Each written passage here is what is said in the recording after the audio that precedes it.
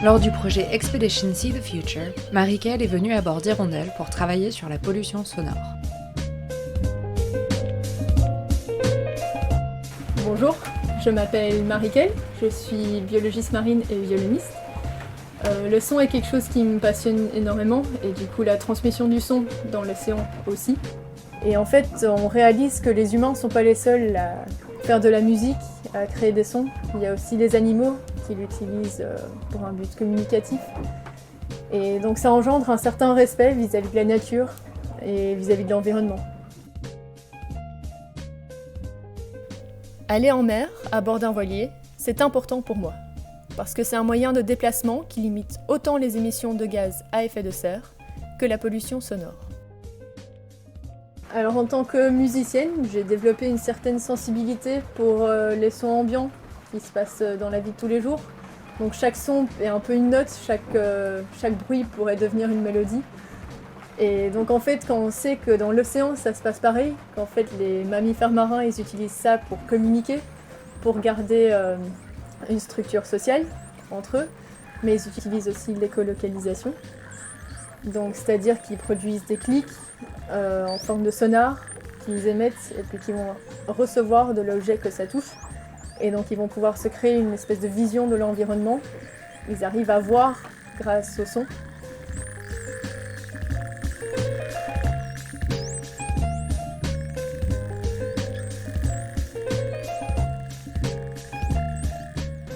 Donc pour pouvoir entendre ce qui se passe dans l'océan, j'utilise un hydrophone. Et donc en fait le principe est très simple, c'est un microphone qu'on met dans l'eau et donc qui enregistre les sons qu'il y a dans l'eau.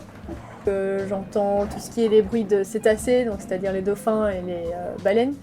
Et puis aussi évidemment la pollution sonore, donc c'est-à-dire les bateaux à moteur.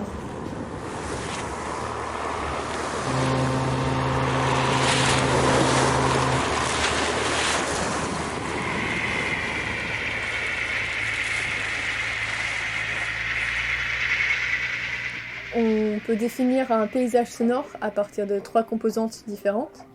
Donc on a la composante biophonique, donc tout ce qui est communication animale, comme on a dit avant, tout ce qui est des bruits produits par des animaux dans l'océan. Puis on a la composante géophonique, donc tout ce qui est produit par des structures géophysiques, que ce soit les glaciers qui tombent, la pluie sur l'eau, le bruit des vagues sur les rochers, des bruits sismiques. Et puis la composante anthropophonique, c'est tout ce qui est des sons d'origine anthropique qui viennent s'ajouter au bruit naturel. Et donc ça va être tout type d'activité, hein. Ça peut aller de la prospection de ressources à aussi surtout beaucoup des bruits des bateaux. Et donc ce trafic maritime en fait, va produire des bruits constants, un brouhaha constant sous l'eau. Et ça c'est son, donc ça devient une pollution sonore quand ça peut potentiellement perturber l'environnement et les animaux, et ça va bruiter leur environnement, donc ils vont avoir plus de mal à communiquer entre eux, potentiellement aussi à se repérer. Gaëtan Richard, un chercheur en biologie marine à Brest, nous a accueillis à l'Institut universitaire européen de la mer pour nous apporter ses éclairages sur la pollution sonore. Parce qu'une des plus grosses pollutions sonores, c'est surtout le trafic maritime. Parce que on a des bateaux partout, il y a des routes bien connues. Et c'est un peu aussi les enjeux de demain, parce que là où, en lien avec le réchauffement climatique, on ouvre des routes pour les nouvelles zones de trafic maritime, notamment en Arctique, tout le nord de la Sibérie ou même au Canada. Et on sait que dans ces zones-là, on va augmenter la pollution sonore parce qu'on aura plus de bateaux. Et donc le bateau, le trafic maritime, c'est assez fort. Après, en termes d'intensité individuelle, c'est tout ce qui va être aussi abattage de pieux dans les ports pour ces grands pylônes qui viennent taper pour enfoncer construire un pont à travers un port, ils vont faire des abattages de pieux et ça c'est en termes d'intensité c'est énorme. Il y a la sismique par réflexion qui est en fait une pratique utilisée pour connaître les fonds sous-marins. Et donc en fait c'est un bateau qui a des carabines à air comprimé derrière, qui envoie des énormes impulsions sonores toutes les 5 à 10 secondes pour recevoir en fait une image. Et donc en fait ces énormes explosions sont tout à fait néfastes pour les mammifères marins, qui peut en fait même lier à une perte de l'audition, ce qui veut dire une perte de l'orientation complète.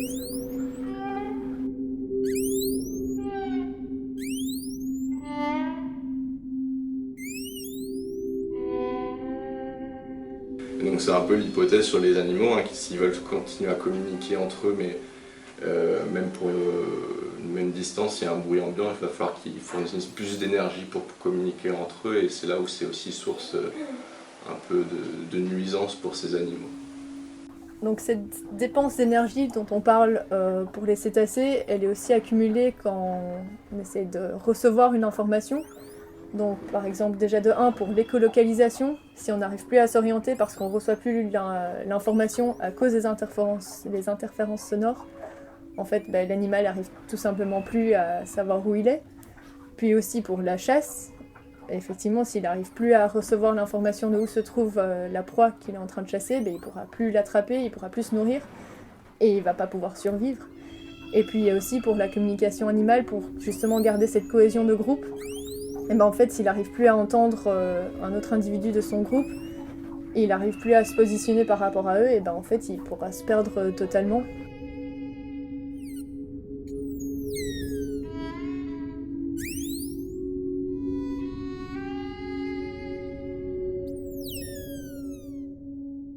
La pollution sonore s'ajoute à d'autres formes de pollution, comme la surpêche, les marées noires, la pollution de déchets, le changement climatique. Et donc en fait c'est surtout toute cette accumulation de nuisances qui ont un impact négatif sur tous les écosystèmes.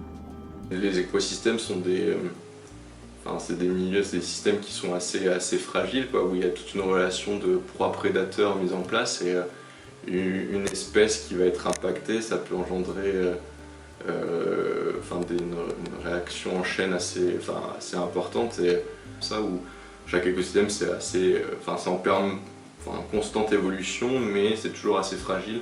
C'est là où l'activité humaine, si elle est trop brusque et qu'elle perturbe trop fortement l'environnement, ça peut avoir des conséquences assez terribles.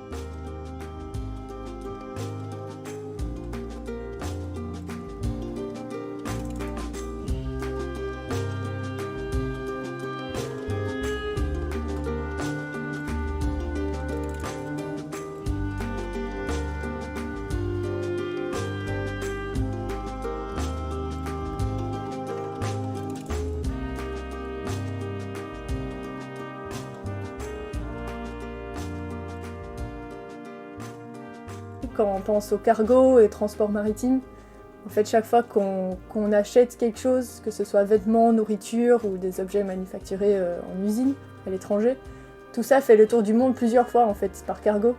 Et donc il faut vraiment être conscient de ces actes et de l'impact en fait de chaque achat.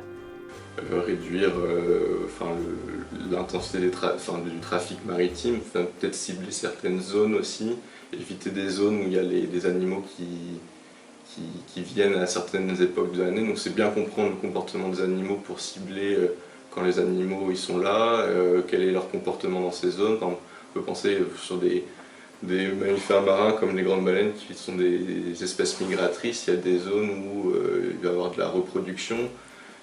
Chez les grandes baleines, on sait que la reproduction, c'est aussi à ce moment-là où ils vont produire pas mal de communication pour toute cette partie séduction des mâles vers les femelles, et ce serait potentiellement cibler, éviter d'avoir une activité trop forte. Il faut garder un esprit critique par rapport aux solutions qu'on offre actuellement aussi. En fait, quand on parle de solutions durables, souvent on ne réfléchit pas à quel genre de solution c'est. Donc par exemple un pinger, c'est utilisé actuellement sur des bateaux de pêche pour envoyer des répulsifs acoustiques aux mammifères marins, aux cétacés autour, pour qu'ils ne se font pas prendre dans le filet de pêche. Mais en fait, c'est un acte direct de pollution sonore. Il faut trouver d'autres alternatives, comme par exemple une caméra thermique ou une caméra à haute résolution, qui en fait permet de voir sur un sonar aussi où se trouvent les baleines, où se trouvent les cétacés, pour pouvoir dérouter sa route et éviter une collision. Pendant qu'en mer, certains relancent le transport maritime à la voile, d'autres à terre s'efforcent de relocaliser les chaînes de production et de réduire les besoins en transport maritime. Et nous aussi, à notre niveau, nous pouvons agir. Mais les choix se font à plus petite échelle. Donc quand on va en vacances à la mer, on choisit quelle activité on va faire. Il ne faut absolument pas choisir un jet ski ou des bateaux à moteur ou des activités qui peuvent nuire à l'océan, en pollution sonore. Donc on peut choisir la barque à la place, la godille, les rames, etc. Si on fait de la voile, en fait, il faut surtout utiliser les voiles et pas le moteur, et que l'utiliseur en besoin nécessaire, parce que le but au final de la voile, c'est de profiter sans faire de bruit aussi. Comme solution, on peut penser aux nouvelles technologies qui existent aujourd'hui, qui nous permettent d'être tout à fait immergés dans le monde sous-marin sans devoir y aller nous-mêmes. Par exemple, des lunettes 3D ou des expériences 360. Et qui en fait vont éviter qu'on aille déranger l'animal même, mais qu'on puisse expérimenter ce qui se passe quand même dans la nature.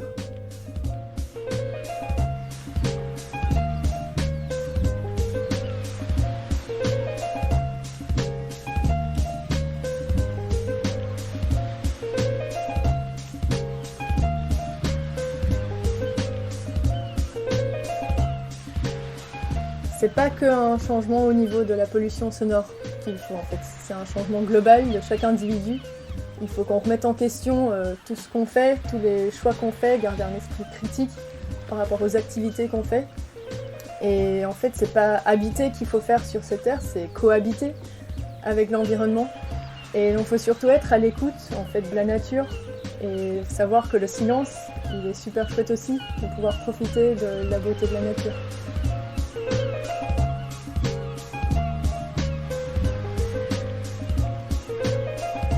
Dans un monde ultra connecté et mondialisé, chacun de nos gestes peut avoir des répercussions sur le milieu naturel et donc sur notre propre milieu. Chacun à notre échelle et tous ensemble, nous pouvons modifier nos comportements et réduire notre pollution, même sonore.